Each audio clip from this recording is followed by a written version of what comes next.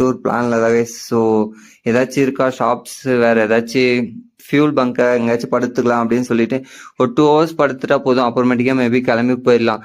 So அந்த பிளான்ல தான் கைஸ் ஸோ தேடிட்டு இருக்கோம். அதுவும் எதுவும் கிடைக்கல. ஸோ ஃப்ரண்ட்ல ஏதாச்சும் போய் பார்க்கலாம்னு சொல்லிட்டு தான் கைஸ் போயிட்டு இருக்கோம். என்ன பண்ண போறோம்னு தெரியல. ஸோ ஆனால் ரொம்ப கடுப்பா இருக்கு கைஸ். ரூமும் இல்லை, ஒரு ஃபுட்டு கூட நைட் இல்லை கைஸ்.